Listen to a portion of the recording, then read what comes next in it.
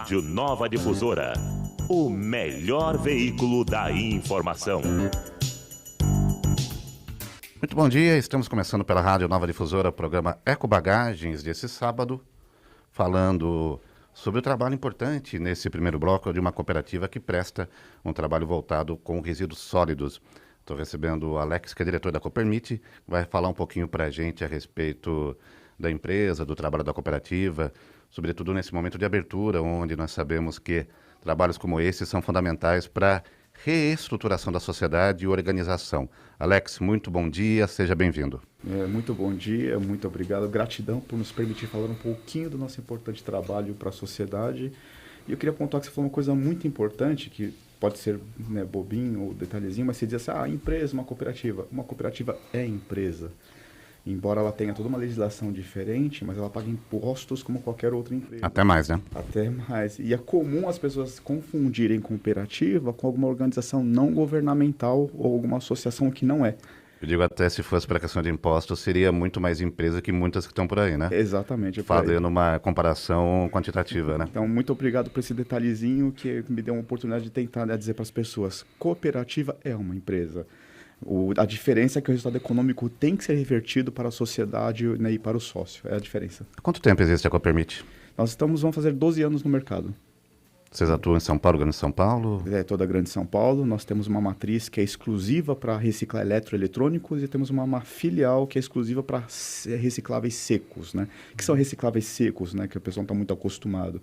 É o papel, papelão, PET, né? A garrafa de refrigerante, né? A garrafa de vidro e tudo mais. Também participando conosco, Luciano Pereira. Bom dia, Luciano. Bom dia, Alex, seja bem-vindo. Bom dia. Nós entramos em contato com você exatamente pela preponderância do trabalho que vocês exercem há tanto tempo, né? A gente sabe que tem o lado, evidentemente, técnico, tecnológico, tem uma questão social e educacional envolvida. Apresenta para nós, num aspecto mais amplo, o papel da Copermit. Bom, um dos princípios cooperativistas, né, é formação, informação e educação. Não só para o associado, mas também para a sociedade ou para a comunidade onde ela está inserida. Então, uma cooperativa que tem que cumprir com os princípios, tem que, de alguma forma, ter internamente algum programa, algo que leve conhecimento, educação, formação e informação ao cooperado e também que disponibilize isso para a sociedade. Para a sociedade, a gente sabe que reciclagem no Brasil, né, responsabilidade social, ambiental é algo ainda muito incipiente, né? A gente fala muito e faz pouco. Então, o papel da cooperativa é, junto com escolas, universidades ou qualquer empresa ou entidades, como, por exemplo, aqui na rádio, que está levando informação, está levando formação, educação, tentar levar para a sociedade um pouco de consciência ambiental, né? Você, quando adquire qualquer produto que seja, você contribuiu para a devastação, porque tudo que nós temos veio do meio ambiente. E quando você não encaminha para a reciclagem, para reaproveitar, você, de certa forma, não está cumprindo com o teu papel de cidadão deste mundo. Então, você não reaproveitando algo que você já tirou da natureza, vai nos exigir tirar de novo da natureza algo que a gente já tirou uma vez, né? E qual a sua percepção em termos da sensibilidade? As pessoas já estão sintonizadas, estão preocupadas com essa preocupação ambiental, com separação de lixo e lixos especiais como pilhas, eletrônicos e tal. Como é que você vê isso? Eu sou muito otimista, né? Eu sou daquele tipo que vê o copo meio cheio, né? Eu ainda acredito que a gente fala muito, mas faz pouco. Mas lembrando de quando nós começamos a Copermit, era comum uma reação um pouco raivosa de quem descartava. Mas já estou descartando, já estou doando, né? Já estou doando para você algo. Hoje as pessoas estão mais receptivas a entenderem que não é uma doação de equipamento, é um descarte de um resíduo em desuso, que tem que ser reciclado. Já estão mais receptivas a entender isto. Então, eu percebo que, embora as pessoas entendam mais, a ação ainda está pouca.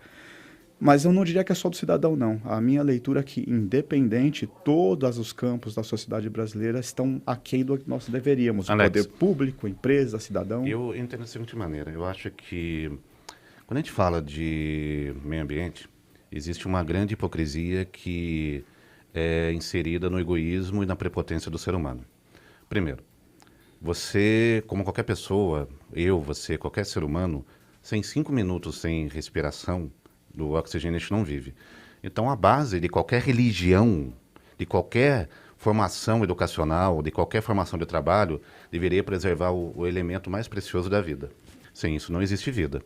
Essa questão do descarte, ela prova que o ser humano ele é muito prepotente, porque tudo que ele adquire vindo da natureza ou devasta, se você não tiver o devido cuidado de repor, ou ele vai ter que descartar. Então, deveria ser uma preocupação muito maior com aquilo que está sendo ofertado gratuitamente, entre aspas, para ele. E não se faz isso. A gente vive aí de 20 anos, pelo menos, discutindo de uma maneira muito ridícula a inserção de educação ambiental, mas também eu acho que é até bom, porque não deveria ter uma educação ambiental da maneira como as pessoas pensam, né? Achando que é só coleta seletiva e que isso já é o suficiente. Eu acho que a questão ela vai muito mais além. Vai muito... tem uma dimensão muito mais profunda do que simplesmente um simples descarte ou reaproveitamento do lixo.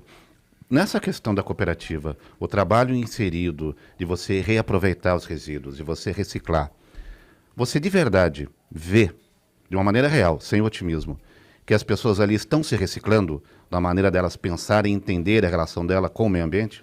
Sim, eu acredito, e eu vou dar um exemplo prático para entenderem por que eu penso desta forma. Eu concordo que a gente na educação peca muito, né? Porque você nasce numa sociedade onde você passa a vida inteira sendo educado você precisa arranjar um bom emprego na família, na escola, nos amigos. E quando você vira um adulto, um bom emprego para você é sinônimo de assim, eu quero trabalhar num lugar sem fazer nada ou pouco e ganhando muito. E quando você chega numa sociedade onde... Ou ser melhor que os outros. Exatamente, mas quando você chega numa sociedade onde dizem, cara, você precisa empreender para o coletivo, o que é isso? Vou dar um exemplo muito simples, a gente recicla equipamento eletroeletrônico. Aquele que consegue ao longo dos dias desenvolver uma visão comum de sociedade, né, de coletiva, quando chega um equipamento, ele olha aquilo e pensa, puxa, como é que eu vou agregar valor neste equipamento para que ele tenha maior valor na saída de venda para a gente ter um faturamento maior na cooperativa? Esse é alguém que começou a desenvolver o pensamento cooperativista. Aquele que ainda está no pensamento individual, ele olha aquele equipamento, poxa, eu não tenho isso em casa. Deixa eu falar com o meu líder, de repente eu posso comprar, vai que ele deixa eu levar para casa. Ele vê aquele equipamento não como algo para a sociedade ou para o coletivo, ele é algo que pode suprir uma necessidade dele individualmente. Então eu costumo dar esse exemplo para tentar dizer como que a educação muda a cabeça e o pensamento de alguém, né? E tem que ser algo natural. Esse pensamento tem que vir de forma natural. Ele tem que olhar aquilo e não racionalizar que ele tem que pensar no coletivo. Tem que estar internalizado nele. Então, mas aí tem um detalhe, por exemplo, você acha que o próprio ambiente de trabalho hoje, com toda essa questão de competitividade, com toda essa agressividade por resultados financeiros, ele também contribui para não pensamento ambiental e não pensamento coletivo? No ambiente privado, não. Não? Não. Eu vejo isso no cooperativismo, que é um outro ambiente, porque ele precisa trabalhar para o coletivo. Ele precisa empreender para o coletivo. E se ele não faz isto, a própria sociedade não quer entre eles. Porque imagina você ter um grupo, uma sociedade, você estabelece, digamos, vamos trabalhar de tal jeito. E ninguém ali é obrigado, todo mundo é sócio. Mas um não vai, um não contribui, um não está produzindo, um não faz, a própria sociedade vai se sentir incomodada com aquilo, vai dizer, olha, sócio, vem cá. Você não está contribuindo na sociedade e não é justo nós fazermos por você. Você tem que trazer a tua parte para que a sociedade... É uma autorregulação comportamental. Exatamente, é isso que eu ia dizer. O cooperativismo, ele de certa forma, ele ajuda... Ele se regula, ele se ajusta dentro da sua... Exatamente. E isso eu não vejo, assim, no ambiente privado, de empresa privada, porque eu vejo muita competição. Então, mas foi justamente isso que eu coloquei. Que o ambiente privado, o ambiente competitivo, o ambiente do lucro, ele cada vez mais é nocivo para desenvolver e nascer esse espírito de coletividade. É nesse sentido que eu estava me referindo. Eu concordo plenamente. É exatamente isso. É um desafio nosso, como sociedade, como trabalhar isso, né? Como a gente consegue convencer aqueles que estão dirigindo o ambiente privado de que ele tem uma inserção na sociedade, na comunidade, que ele tem um papel de influenciar algo na sociedade. É uma questão de evolução, né? Como tem outros assuntos, por exemplo, a educação financeira, né? Que está sempre em pauta, precisa ser colocado realmente em pauta na educação e tudo mais. E dentro disso, qual o papel da Coopermit? Que tipo de cursos, de palestras, de atividades educacionais, culturais vocês desenvolvem? Olha, para mim, claramente, eu tenho 2 caminhos na Coopermit que eu trabalho. Um é o interno. Uhum. O interno, quando você trabalha com a reciclagem, com gestão de resíduos de equipamentos eletroeletrônicos, ele é um resíduo técnico, ele exige uma certa qualidade no que você está fazendo. Então a gente enxerga a Coopermint como se fosse uma indústria ao contrário. Só um parênteses, quando você fala qualidade, você se refere a quê especificamente? Profissional, de técnica, de como manusear, de preparar a pessoa como que vai... controlar, como monitorar, como colocar indicador. Então a gente enxerga a Coopermint como uma indústria ao contrário, que em vez de chegar a partes e peças e sair um produto acabado, não, chega um produto acabado e durante o processo sai partes e peças. Então, ou seja, a gente faz uma gestão de indústria para que o cooperado ele vivencie um ambiente industrial. Só que com uma diferença, nós não temos subordinação. Eu não tenho lá um chefe que chega no setor e manda fazer algo. Eu tenho um objetivo, um resultado a ser alcançado e a gente diz para a equipe, olha, vocês precisam entregar isso aqui feito. Ah, como? É do setor. Objetivo comum. O setor, vocês precisam conversar entre vocês, definam. Se quiserem nomear um coordenador, um líder, é isso aí entre vocês. Né? Mas o grupo, aquela equipe, né, aquele setor, precisa entregar este resultado para a sociedade. Né? Quando você tem lá os processos, procedimentos, né, esse resultado tem que vir. De que forma? Olha, você tem aqui algumas normas, algumas regras, alguns procedimentos. De que jeito vocês vão dividir e fazer é com vocês. É a diferença. Então, você não tem uma subordinação de alguém dizendo faz assim, faz assado. Você tem um grupo que tem que pensar em entregar o resultado. Isso, para mim, eu vejo muito saudável e vejo que te evolui naturalmente no dia a dia em pensar no coletivo. Né? Você força a pessoa a ter um desenvolvimento de equipe. Isso, exatamente. Né? Que é um fator preponderante. Muitas empresas cobram, mas dificilmente tem um ambiente que propicie esse tipo de... Exatamente. E quando você coloca lá o manual, o procedimento diz, olha, tem que usar EPI aqui, tem que usar assado, nosso PPRA diz isto para você fazer de tal forma. Agora, acho que uma coisa importante, as pessoas de casa, quando muitas vezes ouvem falar a respeito de lixo eletrônico, elas não têm uma ideia clara do que é, como se reaproveita isso. Seria importante você explicar. Eu vou tentar dizer de um jeito popular e não tão técnico correto, mas assim, né, eu não tenho uma reserva com a palavra lixo, tá? Eu sei que muitos técnicos por aí vão me ouvir falar isso aqui e vão, pelo amor de Deus, não. Porque o termo correto é resíduo de equipamento elétrico-eletrônico. Perfeito. Se eu ficar falando toda hora resíduo de equipamento elétrico-eletrônico, muita gente, hein? E se eu falar lixo eletrônico, todo mundo já sabe o que é. O que é lixo eletrônico? É qualquer equipamento que funcione por eletricidade. Pode ser pilha, pode ser na tomada, pode ser solar, não importa. Funciona com eletricidade. Está em desuso. Ah, por que está em desuso? Ou porque quebrou, porque ficou velho, obsoleto, não importa. Funciona com eletricidade e por algum motivo está em desuso, é lixo eletrônico.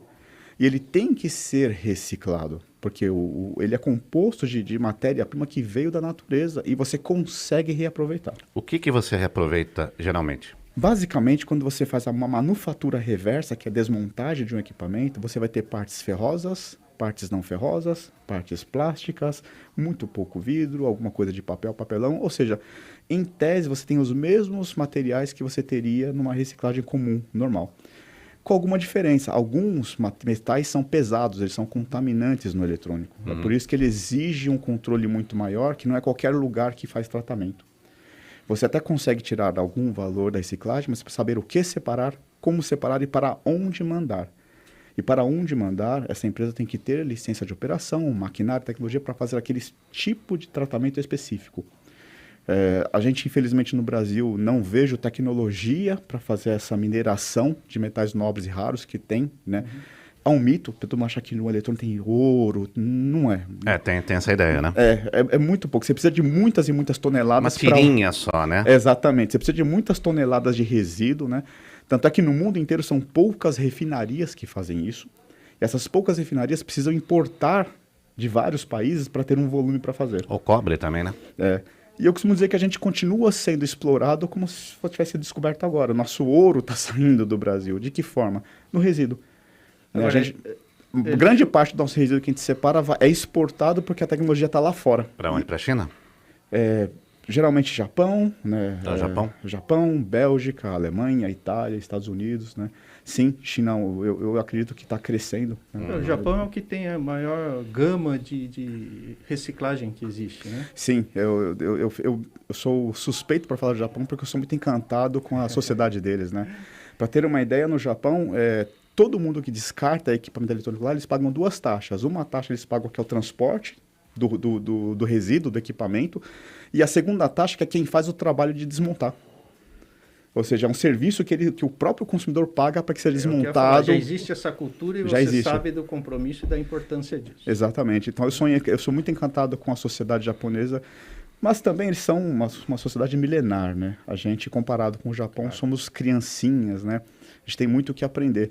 Mas eu sou otimista, por exemplo, um programa como esse, discutindo, debatendo, eu não tenho dúvida. É um sinal de crescimento, de que a gente está tentando amadurecer, né? Falando em crescimento, daqui a alguns anos vai haver uma grande transformação na indústria automotiva, né? Os veículos de motor a combustão não serão mais feitos, teremos veículos elétricos. A Prefeitura de Londres, por exemplo, declarou em 2025 que só carros elétricos circularão na cidade. Na Europa já tem aí um processo de transição. No Brasil, por todas as particularidades, né, teremos aí ainda alguns anos a mais. Mas esses veículos terão aí trocas futuras de descarte de baterias, enfim. Esse trabalho também pode ser feito por vocês? Exatamente. Você já se prepara para isso ou ainda não? A gente está se preparando sim, e a Copermit, né, particularmente, a gente tem assim um orgulho muito grande de meio que se antecipar às coisas. Quando a gente fundou e a gente, né, começou a trabalhar na Copermit, não tínhamos a política nacional, era um projeto de lei na época. Plano Nacional de Resíduos Sólidos? O projeto nacional não existia ainda, era um projeto de lei. E a gente já fez a Copermit com aquele projeto de lei em mente, entendendo que, né, a logística reversa seria obrigatória, seria um serviço. Ou seja, na verdade, vocês se anteciparam às Nos fases. antecipamos. O que nós erramos é que a gente realmente acreditava que assim que ela fosse sancionada, ela logo entraria em vigor e os prazos seriam cumpridos, né? Nós descobrimos, né, da pior maneira, né, que é trabalhar no dia a dia, que, olha, não aconteceu. E aí vem uma coisa interessante do brasileiro. A gente se adapta muito rápido, né, às mudanças. Quando a gente percebeu que não ia acontecer nada do que a gente acreditava que ia acontecer, olha, vamos lá, vamos ajustar o rumo, senão a gente não vai conseguir ficar no mercado e vamos sair. Eu penso que essa é a beleza do empreendedor brasileiro. Ele é muito criativo e ele vai se adaptando muito rápido ao que vai acontecendo. Haja visto essa pandemia, né, que nos obrigou a ser muito criativo. Sim, sim. Quando você fala de lixo eletrônico, na verdade são eletrônicos apenas ou eletroeletrônicos? Eletroeletrônicos, elétricos e eletrônicos, exatamente. Aparelhos domésticos. Domésticos, a chapinha de cabelo, a sanduicheira, liquidificador, brinquedos que têm partes, né, elétricas, eletrônicas, ferramentas, né, tudo isso aí. A preparação, por exemplo, de cada pessoa que trabalha com você, qual é o cuidado que você tem hoje, a Copermit, qual é a estrutura que ela oferece, quantos clientes você consegue atender, como é que você dá conta da sua demanda? Você falou de parcerias, né, com escolas, faculdades, como é que você celebra isso? A gente sabe que tem todo aí um universo, né, extremamente delicado, extremamente minucioso, que tem que ser levado em consideração para você ter aí um resultado importante, né? Até porque também tem um detalhe, né? Vamos falar de condomínio. Condomínio produz aí os seus resíduos, né? Mas dificilmente as pessoas que moram em condomínio, a maioria, isso é uma verdade, não tem a preocupação de contratar alguém para fazer um trabalho de reciclagem, acha que está fazendo já muito, né? Enfim, temos várias nuances aí da realidade no Brasil. O que a gente descobriu é que a gente não consegue trabalhar isoladamente um tema. Então, seja, tudo que nós fazemos, a gente chegou à conclusão de que ele tem que atender requisito de cliente. Tá. Então, quando alguém nos contata, tá bom, qual é o teu requisito? Qual que é a tua necessidade? O que você pretende e gostaria de fazer? E a gente tem essa felicidade de poder nos moldar ao que o cliente precisa. Então, se eu vou no condomínio e ele tem uma particularidade que não adianta fazer uma campanha que um coletor ali não vai ficar, a gente pode fazer coisas pontuais. O que funciona neste condomínio? Isso aqui funciona. Vamos fazer desse jeito que funciona aqui, pontualmente? A gente deixa um coletor um X tempo, vai ter uma certa eficácia e eficiência na coleta, depois a gente sai. Vai ficar um tempo fora e a gente volta de tempos em tempos. Tem locais que a pessoa diz assim, olha, aqui o pessoal tem que deixar lá, até o negócio amadurecer e vai virar uma cultura e o pessoal vai descartando. Ok, vamos fazer um trabalho então de deixar permanentemente um coletor. Esse coletor ao longo do tempo vai se estabelecendo, tendo uma curva de crescimento e vai ficar sempre lá. Então a gente tem essa flexibilidade de sempre fazer um estudo junto com o parceiro. Né? Qual que é o teu perfil? Como é a tua equipe? Como são os seus moradores, os seus colaboradores? Né? Como a gente pode sensibilizar no bom sentido para que ele se engaje a participar? E aí você percebe que, normalmente, todos os lugares que a gente faz algum trabalho, há engajamento. A diferença é de como é feito o trabalho. E a gente já percebeu que não adianta fazer uma coisa igual para todo mundo que não funciona. A gente tentou muito no começo da Copermit, né? E a gente teve, no bom sentido, muitos fracassos de campanhas que não funcionavam. Até a gente entender que não adiantava fazer uma coisa única para todo mundo, mas fazer coisas diferentes, né, e casadas com o perfil de cada parceiro. E quando a gente fala parceiro, né, só para esclarecer, a gente tem também a felicidade de poder atender a sociedade como um todo, né? Escolas, empresas privadas, empresas públicas, entendeu? Indústrias grandes, pequenas, pequeno escritório. Se eu vou focar num parceiro só divulgação, ok, vamos, né, focar divulgação, porque para a gente é interessante divulgar, né, o que a gente faz. Tem parceiro que não adianta divulgar nada, vamos ser pragmáticos, vamos fazer alguma coisa só para coletar, ter volume, ele descarta o problema dele, ele se livra do problema dele, a gente tem o nosso material, matéria para trabalhar e vamos que vamos. Na parte educacional, você diz que tem a preocupação interna e a externa. A interna é mais no sentido da formação da pessoa, competências e isso, mudança de cultura. Isso. No lado externo, como funciona? E depois tem outra coisa. Vocês falam do lado externo para clientes ou são livres? Eu posso chegar lá e contratar um curso, um treinamento, uma palestra, alguma coisa? Como é que vocês funcionam? É que a gente interpreta todo mundo como parceiro. Uhum. A gente internamente trata todo mundo como parceiro e aí que entra a diferença, mas parceiro qual perfil? Então, tanto pessoa física que queira contratar alguma assessoria, consultoria, quanto empresa que queira contratar um curso ou não, ou quanto alguma entidade que queira fazer uma parceria para fazer algo em conjunto, ou alguém que queira usar o nosso espaço, por exemplo, a gente está a matriz fica ali na Casa Verde, nós temos uma sala de treinamentos, por exemplo. Se no entorno alguém quiser usar o nosso espaço para alguma campanha, alguma coisa educacional, a gente cede. Porque a gente entende que o nosso papel na comunidade é servir a comunidade. E quanto mais a gente servir a comunidade, melhor para a gente, né? Porque a gente fica bem quisto no nosso espaço. Então, o cooperativismo ele tem essa forma de pensar, né? De fazer algo sempre para o coletivo, né? Em troca do coletivo. Agora, a Copermit, entre outras iniciativas, tem um museu. É isso, né? Tem, Fala um pouquinho sobre o museu para nós. Eu tenho muito carinho pelo museu porque nós começamos como museu, né? MIT. Museu da Informática e Tecnologia da Informação. Daí vem o nome MIT. Então, em 2008, começamos como um museu. Era um museu. Só que em 2009, esse projeto acabou se expandindo, virou uma cooperativa e o museu ficou sendo um braço do projeto, né?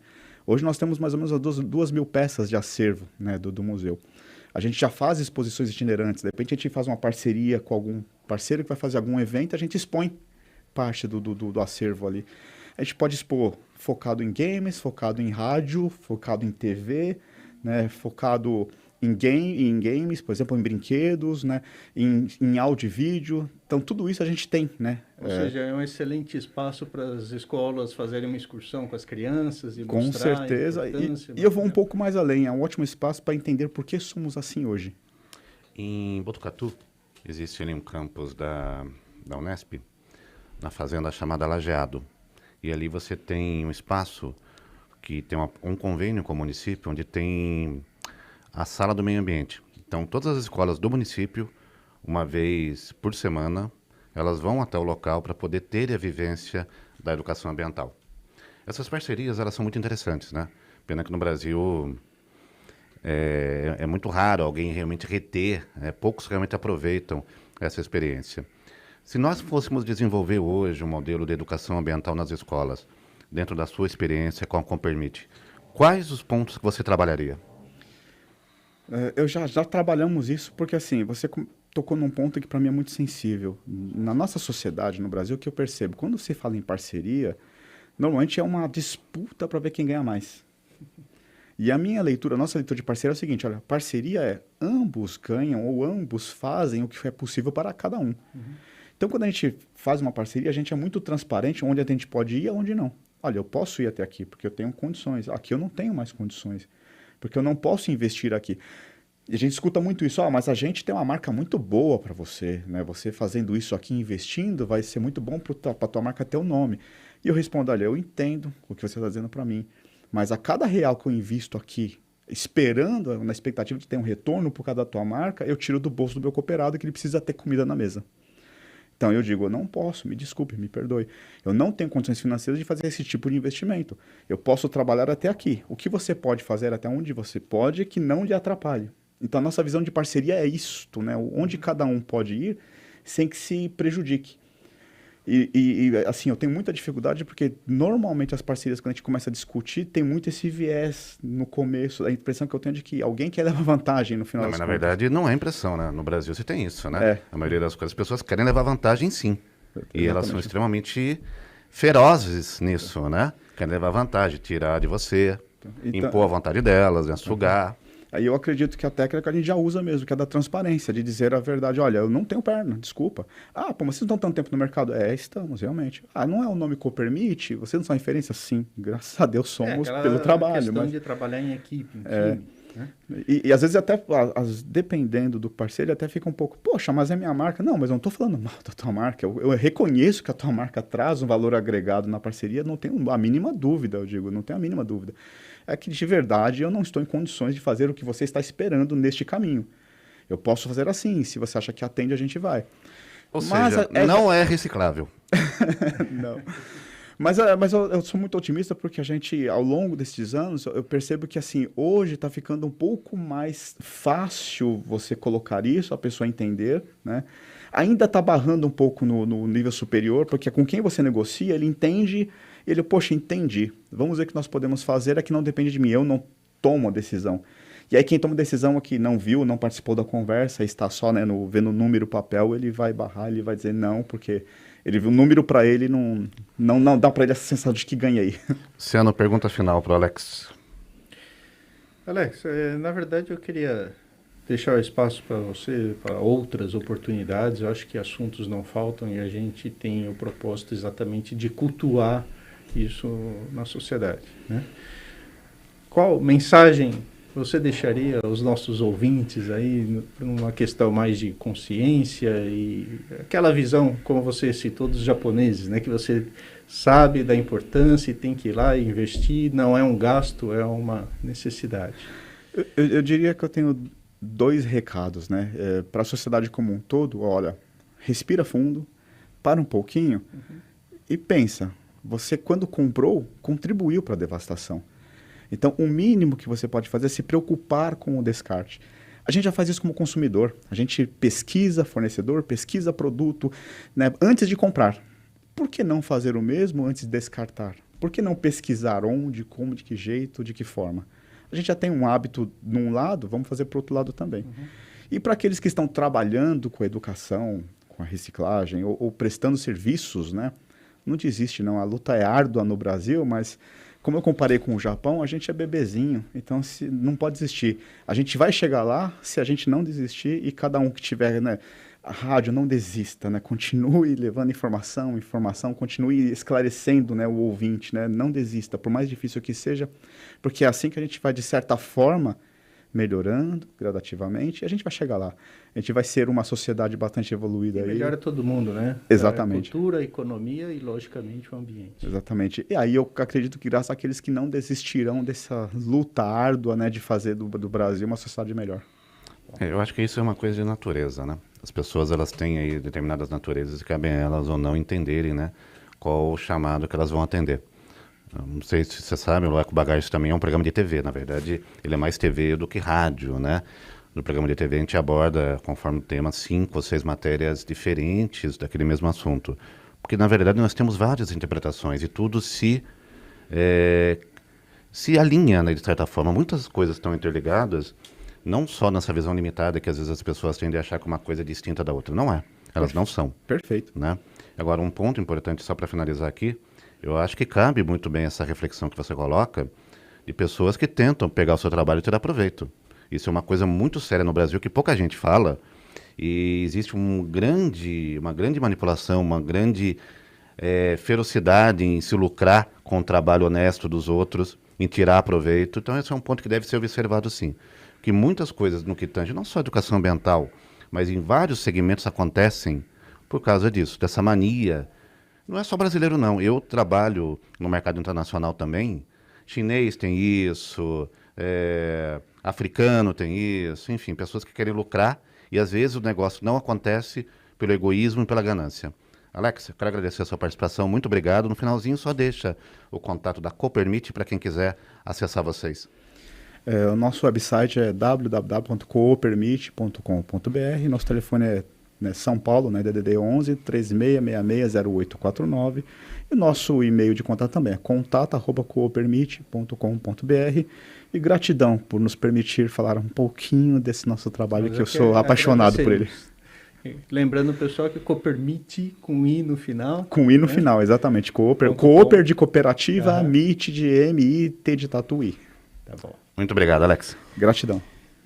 Dando sequência ao Eco Bagagens, a gente vai estar recebendo agora no segundo bloco, já está aqui no estúdio, vai estar sentando aqui, o professor Antônio Saporito, doutor em Contabilidade e Controladoria pela FEA, a USP, professor associado da EPEM, Unifesp, Campus Osasco e coordenador do curso de Strong Business School. Professor que está aqui para falar um pouquinho de economia com a gente, contabilidade, entrar nesse mercado tão importante também, que é necessário para a construção de uma sociedade melhor. Seja muito bem-vindo, bom dia. Bom dia, muito obrigado pela oportunidade, Rogério, Luciano, bom dia a todos que estão acompanhando. Professor, chega um pouquinho mais próximo do microfone, então o pessoal não escutará essa voz que orienta os alunos. Perfeito. Luciano? Doutor, sabemos da importância da contabilidade para a gestão de uma empresa, para o sucesso e, logicamente, da sociedade, né? As pessoas que não são da área têm pouca percepção disso. Às vezes, aqueles detalhes tributários fazem toda a diferença no resultado, né? E, aliás, ao longo da conversa, gostaria que o senhor abordasse também uma outra questão. No Brasil, eu sou administrador de empresas e tenho pós em finanças, tá? Então, não chego ao seu nível ainda, mas a questão é o seguinte, mesmo as grandes empresas que são estruturadas e supostamente têm uma cultura mais concreta, a questão do planejamento tributário é um negócio meio deixado de lado. Poucas pessoas têm uma preocupação com o planejamento tributário ao longo do tempo, de algumas decisões meio que podem afetar o final, né? Um negócio que também é muito questionado é o seguinte, a pessoa vai, faz o curso, se forma, mas isso é em diversas profissões, se não em todas. Tem um certo descasamento da teoria com a prática na vivência da carreira, né? Qual a principal preocupação nesse sentido, de cultura, de fato? Muito boa pergunta, Luciano, e na verdade me dá a oportunidade, né, de falar um pouquinho mais a respeito de contabilidade, no sentido de mostrar que, a rigor, né, ela vai muito além dos aspectos tributários. Claro que a preocupação em termos de planejamento tributário, ela precisa, né, estar embutida, né, e é relevante, faz muita diferença em relação ao resultado final. Porém, a contabilidade é muito mais que isso, né? E é importante que nós saibamos que, além dos aspectos tributários, existe uma série de outras frentes importantes, né, para quem trabalha na área. Então, nós podemos falar tanto na parte de apoio às decisões dentro da empresa, né? Então, você tem aí todo o aspecto relacionado à controladoria, orçamento, custos, enfim, todo um apoio às decisões tomadas dentro da empresa, né? Então, a contabilidade não deixa de ser a grande bússola dentro da empresa que vai dar diversos caminhos, né? E, além do ambiente empresarial, o contador também pode pensar em termos de perícia, que é um apoio à atividade jurídica, pode pensar em auditoria, em análise financeira, sem contar aí também as oportunidades, né, específicas no campo de contabilidade pública. Então, você ter alguém que conheça contabilidade pública, contabilidade ambiental, né, já que é a praia mais próxima, né, que a gente estava conversando agora há pouco, então você tem inúmeras oportunidades, né, ONGs, enfim. Professor, curiosamente, né, o senhor fala, por exemplo, na parte pública, eu, quando cuidei de alguns processos em prefeituras, o que eu mais via eram empresas aí que deixavam para a última hora resolver situações simples. O que mais temos no Brasil é um desespero quando se vai declarar imposto de renda. O que mais temos no Brasil é uma saúde financeira extremamente confusa. né? O ambiental é tudo que nos cerca. Quantas empresas nós vemos aí que tem problemas na sua contabilidade? Quantas empresas nós vemos que não é claro uma coisa que deveria ser simples, organizada? E as pessoas se perdem com informações simples. Onde está o problema? O problema está na forma burocrática, como é trabalhado isso na sociedade. O problema está, muitas vezes, na relação que o cidadão não desenvolve de maneira correta com o seu contador. O problema está na falta de diálogo, de informação. Onde reside o problema? Na realidade, a questão é bastante complexa, Rogério.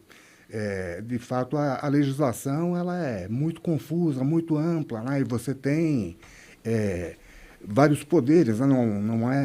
Não advém só da federação ou do Estado, você tem legislações municipais, quer dizer, à medida que você tenha empresas, né, que tenham atuação nacional, isso fica extremamente complexo, praticamente impossível de acompanhar.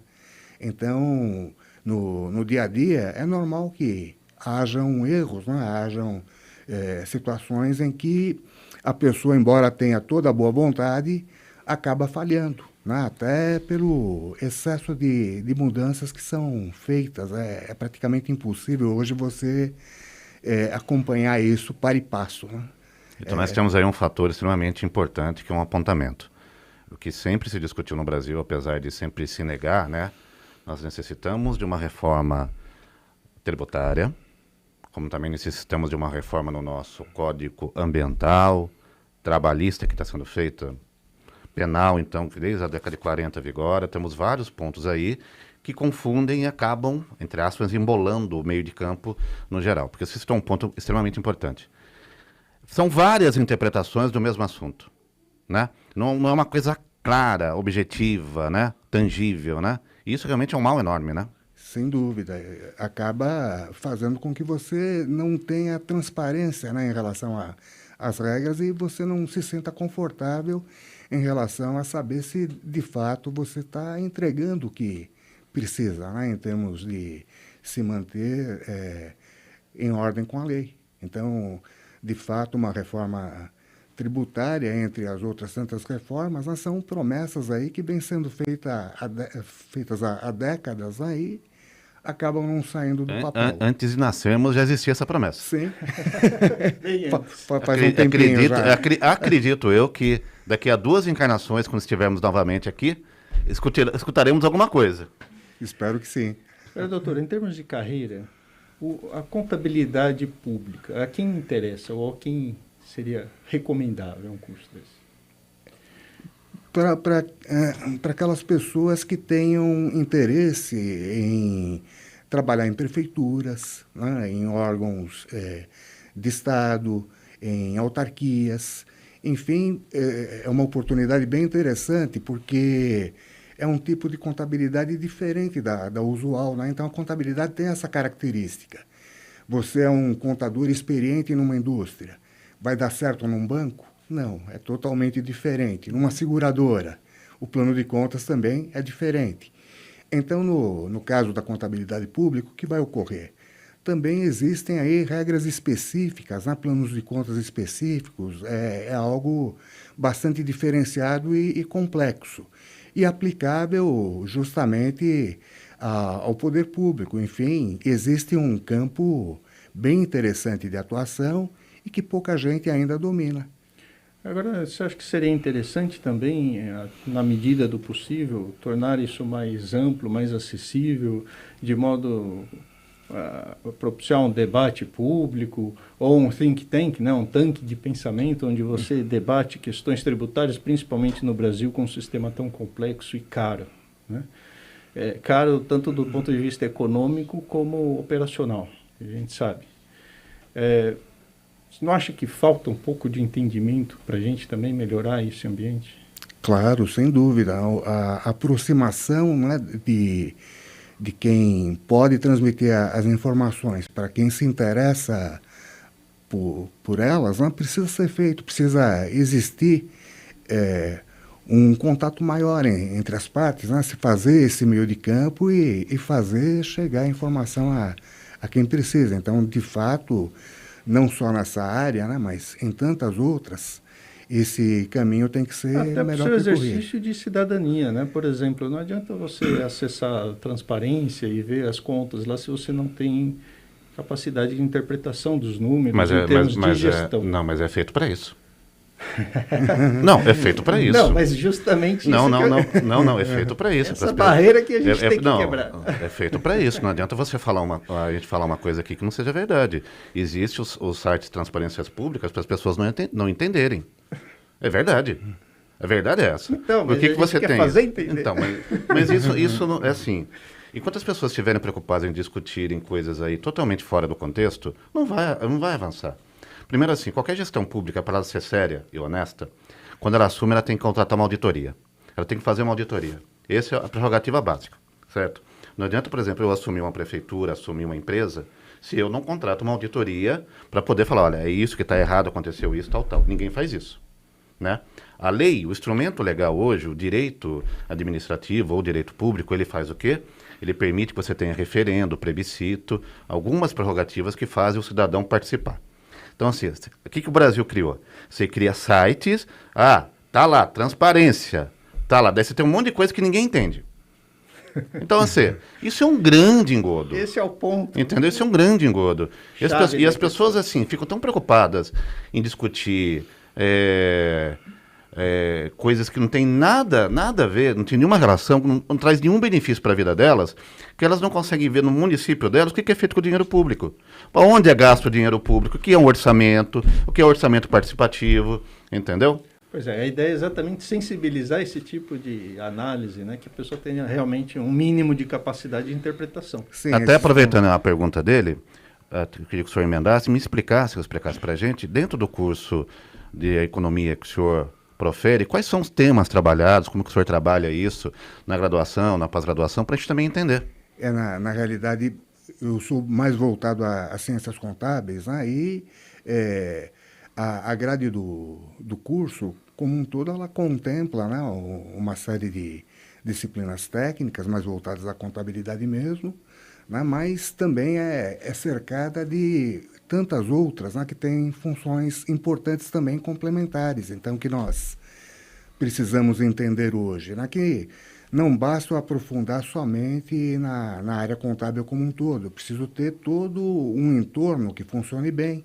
Então, disciplinas na área de humanas, né, também são importantes para que o profissional entenda todo um contexto que está em torno dele e não fique só naquele caminho, né, bitolado de achar que contabilidade é tudo. Então, eu preciso ter também uma série de disciplinas de apoio quantitativo. Eu tenho que capacitar as pessoas, né, e é importante que se pense não só no aluno, mas principalmente nas pessoas, também no tocante à condição de comunicar, né? Não só por via oral, mas também de forma escrita. Então, nós temos aí a preocupação também de, ao final do curso, né, que os nossos alunos sejam capazes de entregarem bons trabalhos de conclusão de cursos, né, tantos que acabam até sendo publicados, né, o que é bastante interessante em termos de difundir o Eu ia conhecimento. te perguntar isso. Quais os trabalhos mais notórios que o senhor já pegou nesse sentido? Nós tivemos aí algumas publicações, né, e coincidentemente, mês passado, nós recebemos aí um prêmio do Sindicato dos Contadores de São Paulo, né? Aliás, deixa eu até comentar aqui, eram 5 premiados, né, e a IPEM levou 4 prêmios dos 5. Né, e eu tive a sorte de orientar a moça que ficou premiada em primeiro lugar. Né, O trabalho dela foi sobre? Foi sobre controladoria. Então, foi uma pesquisa de campo em que ela acabou fazendo contato com controllers, né? E o que ajudou bastante foi justamente essa nossa oportunidade de entrar em contato por meio digital, né? Então, ficou driblada aquela barreira toda de ir até as empresas, a pessoa ter que interromper a reunião porque foi chamado para uma reunião de última hora, né? Então, essa oportunidade existiu de fazer o contato com os controllers e investigar por entrevistas em profundidade, né, como os controles estão vendo as mudanças relacionadas à tecnologia, principalmente, né?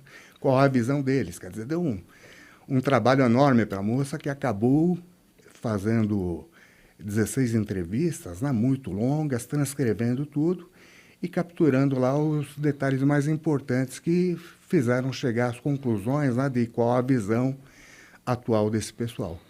É interessante a questão de tecnologia, porque é uma realidade nova, né? Então existe uma transição, né, a ser feita, né? Sim, sem dúvida. Então, há profissionais lá nessa área também de longa data, né, e que precisaram se adaptar aos novos tempos. Dentro disso, eu não sei até que ponto o senhor poderia responder em nível técnico ou empírico, mas como ficam os valores intangíveis, né, de capital intelectual, marcas, patentes, como se trabalha isso na contabilidade? Esse, sem dúvida, é o grande ponto desafio, sensível, né? né? Sem dúvida, porque a rigor não é a mesma maneira, né, de você quantificar um ativo físico, né? Uhum. Então, de fato, existe uma brecha grande em relação a isso, né? Não... Mas existe uma determinação um pouco mais objetiva, um rito, uma forma de análise, critérios que você possa utilizar para torná-lo menos subjetivo e um pouco mais objetivo essa análise?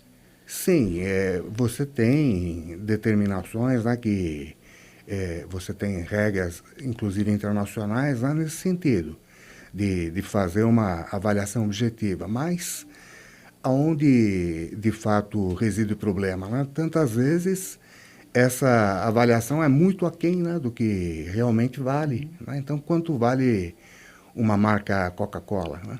É bastante difícil quantificar isso. Mas você tem que olhar para frente, você tem que verificar o potencial que ela tem, né? Enfim, é algo bastante complexo e que, a maioria das vezes, fica por conta do mercado mesmo avaliar isso, né? Senhor, falando em mercado corporativo, nós temos aí acho que é uma grande dificuldade hoje, que tem a ver de encontro um pouco do que o Alex falou no bloco anterior, que é o engajamento. As empresas realmente fazerem com que aquele profissional se engajem naquela instituição de fato, naquela função. Isso o senhor identifica muito no seu trabalho, nas suas aulas? Como é que o senhor vê essa questão?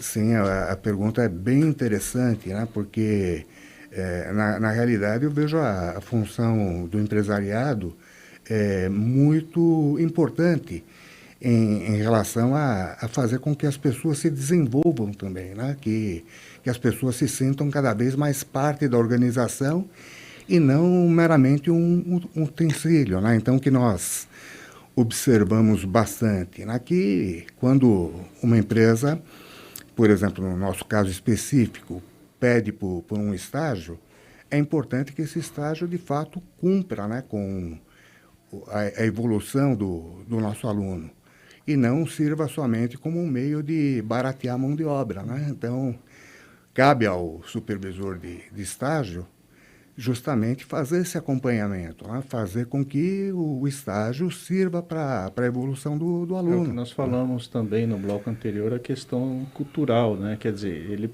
o empresário precisa entender que aquele estagiário está ali para desenvolver um estudo, né? É um caso prático na companhia, que é uma das críticas em termos da diferença entre a teoria da escola, da faculdade, com a vivência prática da profissão. Perfeito, tem que ser o ganha-ganha, né? Porque à medida que o estágio seja bem feito, o nosso aluno ganha a formação prática que ele tanto precisa, né? Aquele complemento que não é possível se dar na sala de aula, ganha a empresa que tantas vezes já vai formando o profissional do futuro, né? Então, quantos estagiários não são contratados e viram presidente da empresa com o tempo, né? Então, a gente tem aí conhecimento de histórias desse tipo. Mas isso só é possível dentro da filosofia do ganha-ganha, do respeito, né? E a instituição também ganha à medida que conduza, né, as informações que receba das empresas no sentido de ir melhorando. Então, à medida que se receba um plano de estágio dentro da instituição, é importante investigar. Puxa, será que eu estou, de fato, preparando o meu aluno para que ele possa assumir essas funções como estagiário? Devo melhorar alguma coisa? Preciso comunicar aos professores, né, de cada disciplina onde estão envolvidos os pontos do estágio. Quer dizer, ganha também a instituição de ensino na medida que ela se interesse e Professor, use bem essa a informação. história, para quem olha a história de fato, virando algumas páginas no calendário, ela nos mostra a origem de coisas que se perpetuaram, né? Talvez a família italiana mais conhecida seja os Medici. Eles eram contadores, eram negociadores, né? Que tinham como a contabilidade uma base principal dentro do investimento bancário que eles ofertavam. Eles eram donos de bancos, enfim, ao longo de várias gerações da família. Virando um pouquinho mais as páginas do calendário da história, em 1118, um cavaleiro francês chamado Hugues de Payens fundou a Ordem dos Templários. E essa ordem desenvolveu todo o sistema de banco que nós temos hoje, ali na peregrinação rumo a Jerusalém. Se a gente entender um pouco o que a história nos ensina, a história fala de como o homem organizava as suas finanças e, através dela, procurava investir numa melhoria maior. Então, assim, hoje para o judeu é o Shabat, começou ontem, quando o sol terminou, então vivemos o Shabat Shalom. E dentro do Shabat, a consciência, quando o Eterno criou essa vida, é de que não existe bem maior do que aquele que você possa fazer na melhoria do seu próximo, tá?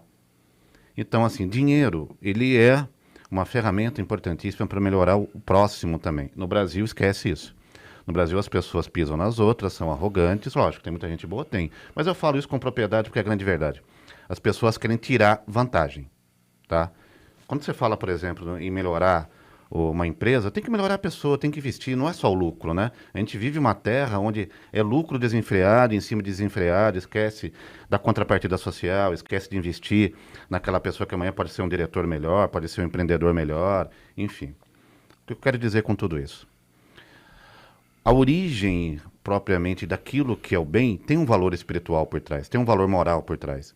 Então não é só ganhar, é preciso compartilhar. E isso também é sustentável. Para a gente finalizar a sua entrevista, qual o sentimento que o senhor tem quando ensina? O senhor não visa isso? Que aquela pessoa possa ser uma continuidade sua através do seu ensinamento e ser uma pessoa melhor?